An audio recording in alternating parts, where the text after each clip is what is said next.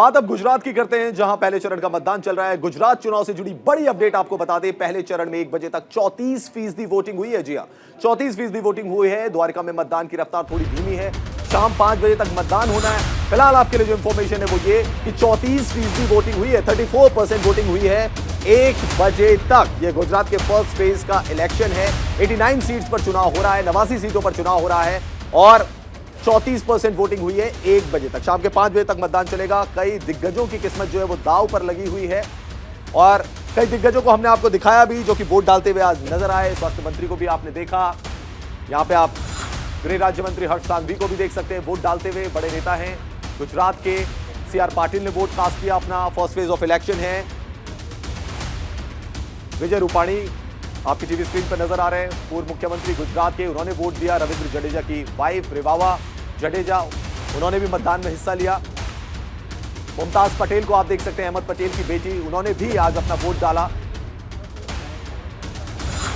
द्वारका में मतदान की धीमी रफ्तार है और शाम 5 बजे तक मतदान होगा। फिलहाल 34% मतदान हो चुका है। शाम तक पूरी पिक्चर क्लियर हो जाएगी कि कितना वोटिंग परसेंटेज रहा गुजरात में।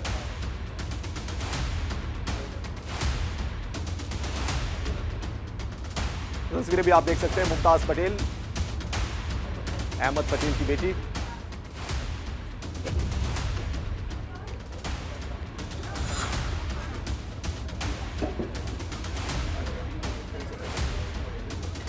गुजरात में दूसरे चरण के मतदान के लिए चुनाव प्रचार का आखिरी दौर चल रहा है। ऐसे में सभी दलों के दिग्गज नेता चुनावी रैलियां कर रहे हैं। प्रधानमंत्री मोदी ने कल्लोल में जनसभा को संबोधित किया। इस दौरान उन्होंने कांग्रेस अध्यक्ष मल्लिकार्जुन खड़गे के रावण वाले बयान पर तंज कसा।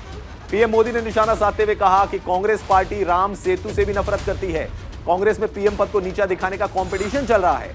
बता दें कि एक रैली में मल्लिकार्जुन खड़गे ने पीएम मोदी की तुलना रावण से की थी। इससे पहले भी कांग्रेस नेता ने पीएम मोदी के लिए औकात शब्द का जिक्र किया था। प्रधानमंत्री नरेंद्र मोदी ने आज पलटवार किया।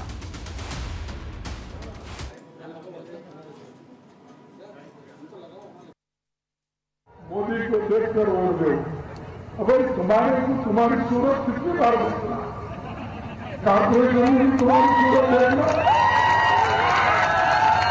एमएलए इलेक्शन में तुम्हारी सूरत देखना, एमपी इलेक्शन में भी तुम्हारी सूरत देखना। हर जगह कितने आपके रावण के जैसा सौ मुख है क्या? એમના પાસે બોલાવડાવવામાં આવ્યું કે તમે મોદીને 100 માથાવાળો રાવણ કહો. બોલો ભાઈઓ બહેનો, આપણે જાણીએ છીએ કે આ કોંગ્રેસ પાર્ટી એ રામના અસ્તિત્વને સ્વીકાર નથી કરતી. આ કોંગ્રેસ પાર્ટી અયોધ્યામાં ભગવાન રામ મંદિરને પણ, ભવ્ય રામ મંદિરમાં પણ એનો વિશ્વાસ નથી. આ કોંગ્રેસ પાર્ટી એને તો રામ સેતુ સામે વાંધો. એવી કોંગ્રેસ પાર્ટી મને ગાળો બોલવા માટે રામાયણમાંથી રાવણને લઈ આવી. બોલો.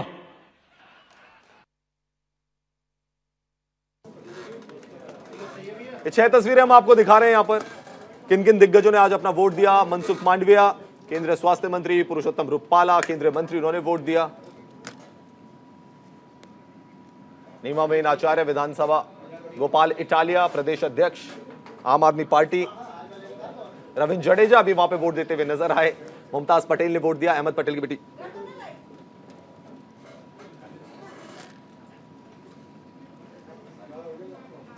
ये 6 तस्वीरें हम आपको दिखा रहे हैं। आज दिग्गजों ने वोट डाले। फर्स्ट फेज ऑफ इलेक्शन, आज वोटिंग का दिन है गुजरात में। पहले चरण का मतदान, 89 सीटें दांव पर लगी हुई हैं। 788 उम्मीदवार हैं, 70 महिला कैंडिडेट भी हैं इसमें।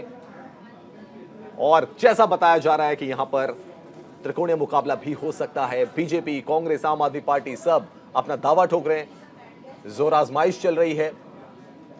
फर्स्ट फेज ऑफ इलेक्शन, ये 6 तस्वीरें हम आपको दिखा रहे हैं, जिसमें कि केंद्रीय मंत्री भी शामिल हैं। क्रिकेटर रविंद्र जडेजा, उनकी वाइफ चुनाव लड़ी तो वो भी शामिल है।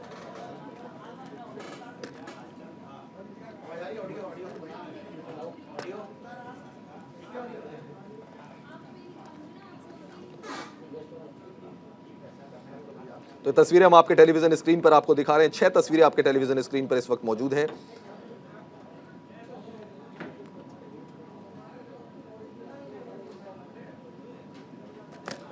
ये 6 तस्वीरें आपकी टेलीविजन स्क्रीन पर मौजूद हैं। मनसुख मांडविया केंद्रीय स्वास्थ्य मंत्री वोट दे रहे हैं, पुरुषोत्तम रूपाला केंद्रीय मंत्री वहां पर, नीमाबेन आचार्य विधानसभा अध्यक्ष, गोपाल इटालिया प्रदेश अध्यक्ष आम आदमी पार्टी, रविंद्र जडेजा को भी आप देख सकते हैं, और मुमताज पटेल, अहमद पटेल की बेटी स्वर्गीय अहमद पटेल जो कि पॉलिटिकल एडवाइजर थे सोनिया गांधी के। तमाम लोग वोट देते हुए आज नजर आए, तमाम दिग्गजों ने आज वोट दी, और कई दिग्गजों का जो किस्मत है वो भी ईवीएम में आज कैद हो जाएगी। 1 बजे तक की अगर बात करें तो 34% वोटिंग हुई है।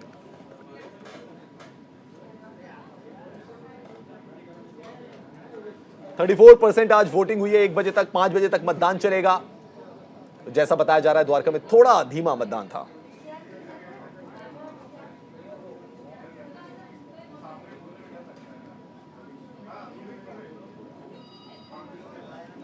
तो हमारे साथ तमाम मेहमान जुड़े हुए हैं। एसएन सिंह हैं, प्रवक्ता हैं बीजेपी के, राहुल लाल हैं, वरिष्ठ पत्रकार हैं, संजय राणा हैं, राजनीतिक विश्लेषक हैं, और हमारे साथ सुमित दुबे जो कि कांग्रेस के प्रवक्ता हैं, वो भी हमारे साथ जुड़े हुए। तमाम मेहमानों का आपका बहुत बहुत स्वागत है। गुजरात विधानसभा चुनाव की हम बात करें, फर्स्ट फेज ऑफ इलेक्शन चल रहा है, और सबसे पहले मैं बात करूंगा एसएन सिंह से जो कि प्रवक्ता है बीजेपी के। एसएन सिंह जी, गुजरात को बीजेपी का गढ़ माना जाता है, ऐसा माना जाता है कि गुजरात में बीजेपी को कोई हिला नहीं सकता, लेकिन हम देख रहे हैं तमाम रैलियां चल रही हैं, प्रधानमंत्री ने पूरी ताकत झोंक दी है। क्या इस बार डर था कुछ बीजेपी को कि कहीं 27 साल से जो हम राज कर रहे हैं उसमें कहीं सेंध न लग जाए?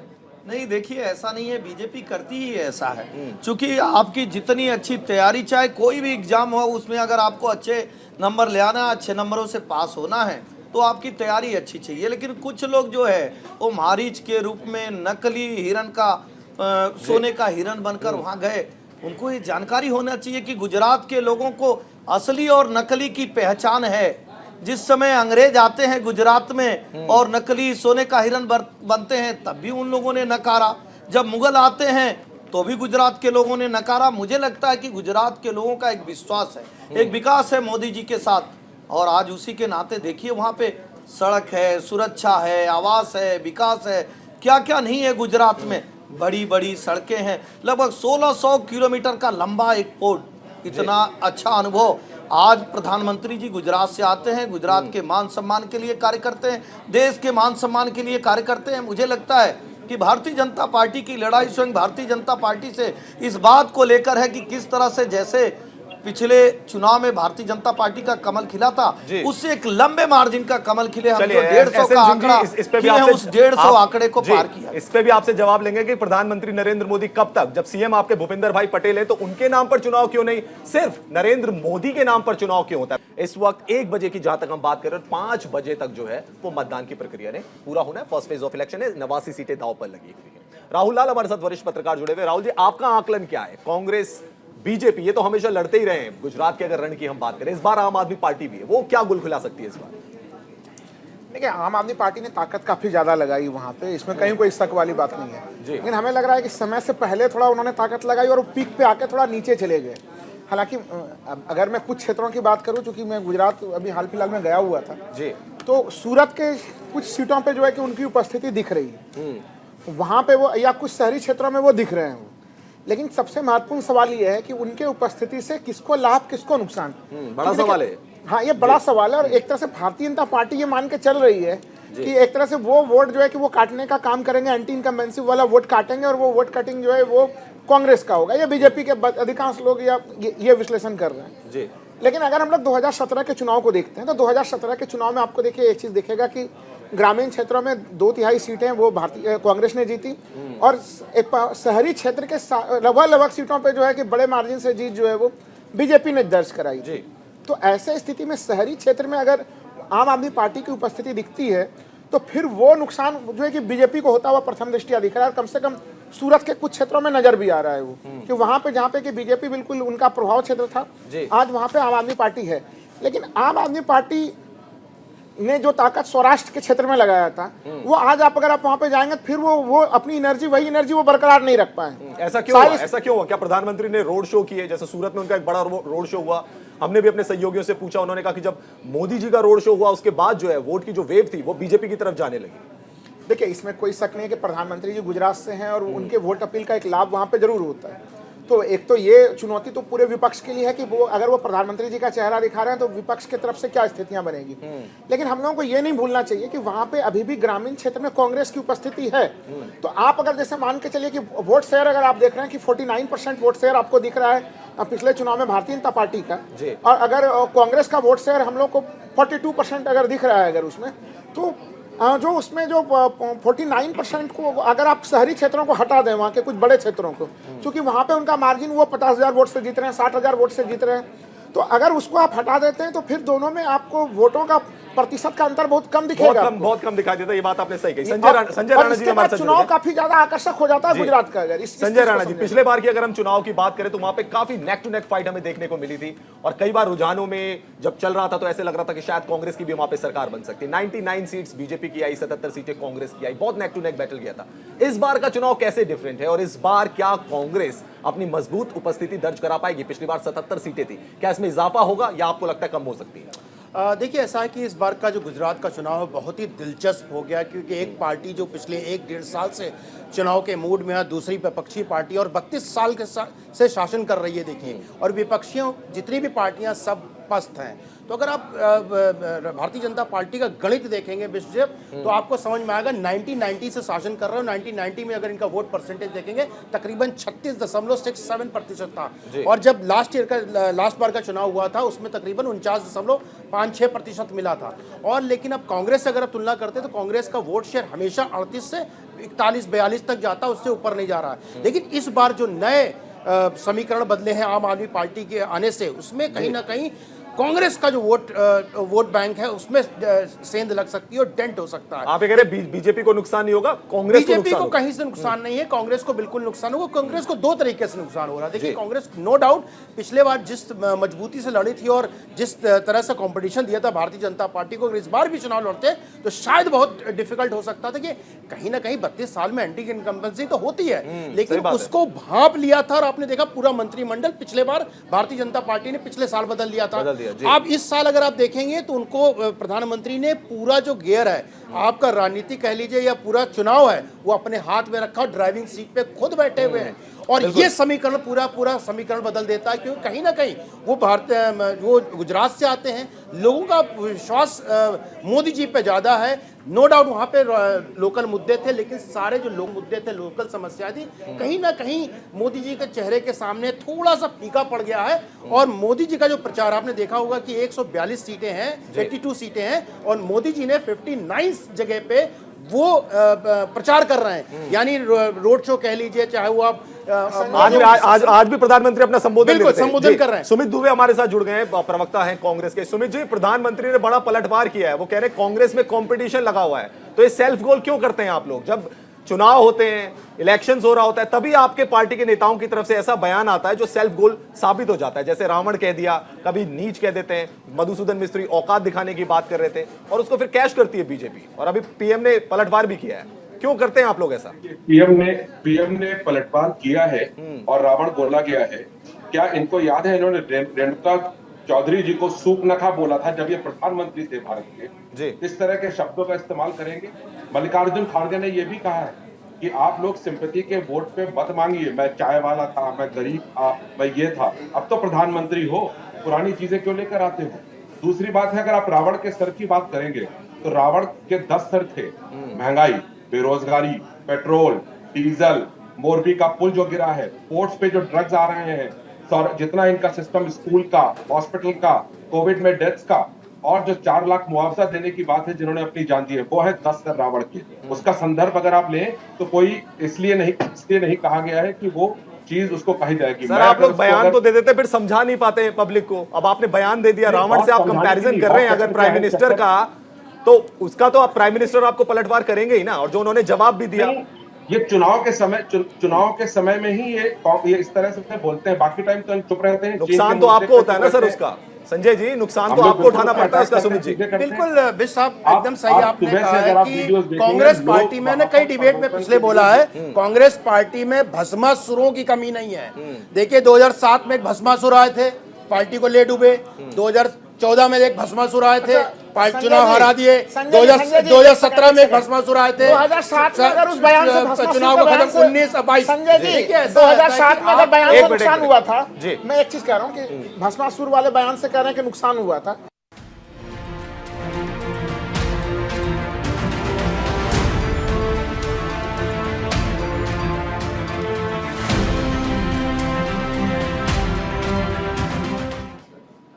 Welcome back. आप देख रहे हैं पहले चरण का संग्राम। गुजरात में फर्स्ट फेज की वोटिंग हो रही है। 89 सीटें दांव पर लगी हुई है, 788 उम्मीदवार हैं। और जैसा कि हमने आपको बताया था कि अगर 1 बजे के आंकड़े को देखा जाए तो 34% जो है मतदान हो गया था। इस पूरे चुनाव में बहुत सारे दिग्गज जो है वो अपनी किस्मत आजमा रहे हैं। रविंद्र जडेजा की वाइफ भी चुनाव लड़ रही है, रिवाबा जडेजा, लेकिन उनके ससुर जी ने क्या कुछ कहा वो आपको सुनवाते हैं।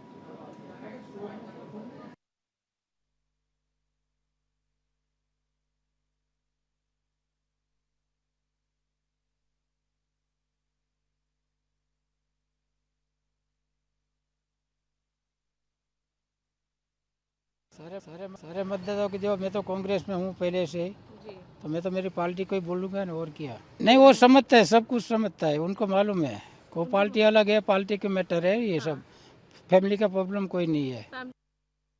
तो आपने सुना कि प्रचार दूसरी पार्टी का हो रहा है। रविंद्र जडेजा की जो वाइफ है उन्हें बीजेपी से टिकट मिला हुआ है। हमारे साथ तमाम मेहमान जुड़े हुए हैं। एसएन सिंह हमारे साथ प्रवक्ता है बीजेपी के, उनके पास चलते हैं। एसएन सिंह जी, आपने सुना कांग्रेस के जो नेता हैं वो कह रहे हैं कि ये जो 10 सर जो रावण की जो तुलना की गई थी वो ये बताया गया था कि आप किस किस मोर्चे पर फेल रहे हैं।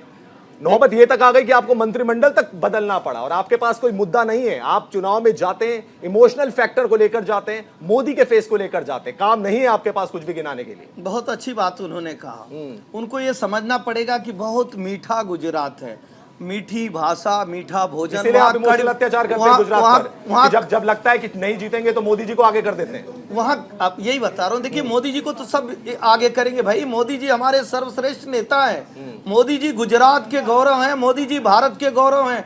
आज दुनिया में जो भारत का मान सम्मान बढ़ाने का कार्य मोदी जी कर रहे हैं, निश्चित तौर पे गुजरात के लोगों के अंदर गुजरात की सरकार का भी तो कुछ बताइए। गुजरात की सरकार का भी तो कुछ बताइए। देखिए, आप गुजरात की सरकार का तो आप गिनेंगे। मैंने बताया कि गुजरात में सबसे बड़ा इंडस्ट्रियल हब, लगभग इस समय उद्योग देने वाला कर्नाटक, तमिलनाडु, महाराष्ट्र से पहले था। इस समय महाराष्ट्र और तमिलनाडु को भी पीछे करते हुए आज गुजरात सबसे बड़ा रोजगार देने वाला राज्य है। आज सबसे ज्यादा एक्सपोर्ट करने वाला, 42 देशों को एक्सपोर्ट करने वाला राज्य गुजरात है। सबसे ज्यादा सड़कें आज गुजरात में है। जितनी बिजली गुजरात पैदा करता है, एक व्यक्ति को जितनी खपत करने की चाहिए उससे 42% अधिक बिजली अगर कोई पैदा करता है तो वो गुजरात है। आज लगभग 16,000 किलोमीटर की सड़कें पिछले 3 सालों में बन के तैयार हुई हैं। ऐसा गुजरात है। गुजरात में जब आदरणीय मोदी जी आते हैं, आपने गुजरात की बड़ी कई विशेषताएं सुना दी, लेकिन अभी तो सड़कों की हम लोगों ने स्थिति देखी कि वर्षा हुई और जो आपकी चमकती दमकती सड़कें थी वो कब से गड्ढे में तब्दील हो गई। वो दृश्य आपने देखे कि नहीं देखे? अच्छी बात राहुल जी, आपने बहुत अच्छी बात कही। होता क्या है, पॉइंट और गिलास कितना भरा है आदमी इसको देखता है, गिलास खाली कितना है इसको देखता है। हमने गुजरात के खुशहाली के लिए, गुजरात की समृद्धि के लिए जो कार्य किए, इसके नाते गुजरात की जनता 27 साल से हम पे आशीर्वाद बरसा रही है। एक पार्टी यहाँ से गई है, वहाँ के लोग तुलना कर रहे हैं। आपने आवास देने का क्या कार्य किया दिल्ली में? आपने विकास के क्या कार्य किए? एक भी शिक्षा का मंदिर बनवाए हो? एक भी कोई हेल्थ सेक्टर में काम किए हो? आपने यमुना साफ करने के लिए कहा, आपने यमुना साफ नहीं किया। आपने कहा कि रामलीला मैदान में सबके सामने हम लोकपाल बिल ले आएंगे। गंगा साफ हो गई। एक तरफ झूठी, गंगा साफ हो गई। बिल्कुल। आज जाके गंगा की हालत देख लीजिए, हरिद्वार से लेकर और वाराणसी तक गंगा की क्या हालत है। नमामि गंगे का हिस्सा यमुना भी है। नमामि गंगे हो, नमामि गंगे का हिस्सा यमुना भी है। सड़कें आज डिफेंस कॉरिडोर है। आज बताइए, ग्रीनफील्ड सड़कें बन रही है देश में। और यही नहीं, पूरी दुनिया की अर्थव्यवस्था जहां हिचकोले खा रही है। आज देखिए आदरणीय प्रधानमंत्री जी के राहुल राहुल लाल जी यही कहते थे कि हमारी तुलना बांग्लादेश से करते थे, श्रीलंका से करते थे। चलिए एसएन सिंह जी, सुमित दुबे जी उनसे भी जवाब ले लेते हैं, उनसे भी ले लेते हैं। सुमित दुबे जी, इतना बड़ा चुनाव हो रहा है गुजरात का, आपके जो सबसे बड़े नेता हैं, जो आपका फेस है पार्टी का, मल्लिकार्जुन खड़गे जी को तो आपने बना दिया ठीक है अध्यक्ष, जो आपकी पार्टी का फेस है राहुल गांधी, वो मध्य प्रदेश में है, 2 दिन के लिए सिर्फ आए, गुजरात में प्रचार करके चले गए। क्या पार्टी सीरियस नहीं है चुनाव को लेकर? देखिए, जब राहुल जी आते हैं तो आप लोग कहते हैं कि परिवारवाद, एक सेकंड, आप लोग कहते हैं परिवारवाद है, आप लोग कहते हैं कि कि गांधी गांधी गांधी। अब गांधी चल रहा है यात्रा पे, वो भी आप लोगों की बदौलत, क्योंकि आपने बेरोजगारी कर दी, आपने महंगाई कर दी, आपने युवाओं की नौकरी खा ली, आपने महिला सुरक्षा में पूरा एकदम वो कर दिया। यह भी बोला हमारे एसएन सिंह साहब ने कि 40% बिजली का ज्यादा उत्पादन हो रहा है, तो काहे नहीं किसानों को बिजली मुफ्त दे रहे हो, काहे नहीं उपभोक्ताओं को 300 यूनिट बिजली फ्री दे रहे हो, काहे नहीं सिलेंडर 500 रुपए का कर दे रहे हो। पहले एक हाथ उठता था, उस दिन राहुल जी ने कहा 500 रुपए पे, अब दोनों हाथ उठते हैं। अब वो भी पूरे नहीं होते, वो भी पूरे नहीं होते दोनों हाथ। आप सिलेंडर कितने का देते हैं? सरकार है महानुभाव। आप छत्तीसगढ़ और राजस्थान से तुलना कर लीजिए बेरोजगारी दर। एसएन सिंह जी उन्हें बोलने दीजिए, उन्हें बोलने दीजिए। पहले सुन लीजिए, सुनिए। देखिए, कांग्रेस इस बार अन्न अक्षर औषधि है सबसे बड़ी उपलब्धि। अन्न के लिए क्या करेगी? पहले महिलाओं को 500 रुपए का गैस सिलेंडर देगी, किसानों के लिए बिजली मुफ्त होगी, उपभोक्ताओं के लिए 300 यूनिट, और डेयरी किसानों के लिए 5 रुपए सब्सिडी दी। उसके बाद आता है अक्षर, अक्षर के लिए 3000 नए स्कूल बनाए जाएंगे और युवाओं को मिलेगी 10 लाख नौकरी। अब आता है औषधि, 10 लाख रुपए का ट्रीटमेंट फ्री, चाहे उसमें हार्ट कराओ, लिवर कराओ, चाहे किडनी कराओ। और बात रही 27 साल से आप लोगों ने राज किया है, चुभता है ना, वो यही है क्योंकि आप लोगों ने राज किया है, पब्लिक ने राज नहीं सर। तो ऐसा क्या हुआ, कांग्रेस क्यों नहीं बेदखल कर पाई भारतीय जनता पार्टी को? 27 साल हो गए ना, आपके पास इतने बड़े स्टार प्रचारक रहे, आपके पास इतने बड़े बड़े नेता रहे, 27 साल कैसे गुजार लिए बीजेपी ने? 2012 के मुकाबले, 17 के मुकाबले, 22 के मुकाबले, और सौराष्ट्र कक्ष में जहां आज चुनाव है, दक्षिण गुजरात में है, उसके तुलना भी देखें तो हमारा सर पिछली बार तो पाटीदार आंदोलन था, इसलिए 77 सीटें आ गई कांग्रेस की। इस बार तो वो भी नहीं है, हार्दिक पटेल तो उधर चले गए, बीजेपी की गोदी में बैठ गए। पटेल से थोड़ा ना कांग्रेस पार्टी है, कांग्रेस पार्टी कार्यकर्ता से है। और बात रही है, इस बार चुनाव जो है वो मुद्दों का चुनाव है, और मुद्दे इस बार पब्लिक परेशान है। आप महिलाओं से पूछो कितनी तकलीफ हो रही है, बेरोजगारों से पूछो लोग कितना फांसी पे चढ़ रहे हैं, कितना। चलिए सुमित जी हमारे साथ राहुल लाल है, राजनीतिक विश्लेषक है, उनके पास भी चलते हैं। राहुल लाल जी, क्या वाकई कांग्रेस और बीजेपी की फाइट है चुनाव में, या आपको लग रहा है कि इस बार भी बीजेपी का अपर हैंड है, कांग्रेस को जितनी कोशिश करनी चाहिए थी, जितनी चीजें वहां पे झोंकनी चाहिए थी, उस तरीके से चुनाव प्रचार हुआ नहीं, साइलेंट प्रोसेस रही? देखिए, एक प्रथम दृष्टया एक चीज से मैं सहमत हो सकता हूं कि थोड़ा और अपने चुनाव प्रचार के स्केल को बढ़ा सकती थी, लेकिन हमें लग रहा है कि उसमें भी शायद कांग्रेस एक रणनीति पे चल रही है। वो एक तरह से, जैसे मान लीजिए कि राहुल गांधी आए और उन्होंने 2 सभाएं की, लेकिन वो उनकी सभाओं की संख्या बढ़ सकती थी या फिर और चीजें हो सकती थी। लेकिन मुझे लग रहा है कांग्रेस ये चाह रही थी कि चुनाव बिल्कुल मुद्दों के आधार पर। अगर राहुल गांधी वहां पे आते, फिर वहां पे वो कुछ टिप्पणी करते, फिर प्रधानमंत्री उनके ऊपर व्यक्तिगत टिप्पणी कर जाते, फिर हम लोग हर बार विगत में देखते हैं कि चुनाव जो है ना, वो मल्लिकार्जुन खड़गे तो बोल ही गए ना उनको रावण। देखिए, मल्लिकार्जुन खड़गे बोल गए औकात दिखाने की बात। देखिए, औकात वाला बयान तो गड़बड़ था, वो बयान कांग्रेस की तरफ से नहीं आना चाहिए था। लेकिन जो मल्लिकार्जुन खड़गे का बयान है, आपको समझना पड़ेगा, वो कहीं न कहीं अभी हम लोग कह सकते हैं कि उसका कितना किसको लाभ मिलेगा। हो सकता है कांग्रेस को लाभ भी मिल जाए। कहिए क्यों? कांग्रेस जब इस चीज को प्रसारित कर रही है कि भाई उनके 80 वर्षीय एक दलित नेता ने यह बयान दिया है, और उनके ऊपर जिस तरह से, चूंकि देखिए रावण कोई बहुत बड़ा वैसा शब्द नहीं है, राजनीति में रावण शब्द का प्रयोग तमाम बहुत पहले से होता रहा, और वो कोई अपशब्द के रूप में नहीं है। वो तो आप रावण को लेकर तो एक पिक्चर का बहिष्कार हो गया है, अभी पिक्चर रिलीज नहीं हुई, उसके टीजर का बहिष्कार हो गया रावण को लेकर। तो चलिए मैं संजय राणा जी के पास चलता हूं। बोलिए। ऐसे स्थिति में अगर वहां पे गुजरात में अगर वहां पे दलित मतदाता है, वो इसको किस रूप में ले रहे हैं? अगर उन्होंने इसको दलित अस्मिता के ऊपर ले लिया तो आप सोचिए ये बीजेपी को नुकसान भी कर सकता है। तो ये चलिए आपका जवाब लूंगा मैं संजय राणा जी से। इस वक्त चलते हैं गुजरात, जहां पे कि सीएम योगी संबोधित कर रहे हैं जनसभा को। सीधे चलते हैं। के कारण वर्तमान गणराज्य की स्थापना की, वर्तमान भारत के शिल्पी कहे जाते हैं गुजरात की धरती ने ही लौह पुरुष सरदार वल्लभ भाई पटेल भारत को दिए। भाइयों बहनों, हर व्यक्ति इस बात को जानता है, जूनागढ़ का नवाब और हैदराबाद का निजाम 1947 में देश आजाद होने पर भारत के साथ मिलना नहीं चाहते थे। वे कहीं न कहीं भारत के खिलाफ षड्यंत्र में शामिल होना चाहते थे, और उन्होंने तो धमकी भी देनी प्रारंभ कर दी थी। लेकिन उस समय लौह पुरुष सरदार वल्लभ भाई पटेल ने एक ही बार कहा कि जब मैं वहां आऊंगा तो अपने आप ही जूनागढ़ और हैदराबाद भी भारत गणराज्य का हिस्सा हो जाएगा, और हुआ वही। भाइयों बहनों, जब भारत की राजनीति अविश्वास भ्रष्टाचार, अलगाववाद और अराजकता की चपेट में आ चुकी थी। देश के नागरिकों में व्यापक अविश्वास था, नाराजगी थी, जगह जगह आंदोलन प्रारंभ हो गए थे। उस समय 2014 में गुजरात की धरती ने देश के आज के लोकप्रिय प्रधानमंत्री श्री नरेंद्र भाई मोदी को भारत को दिया।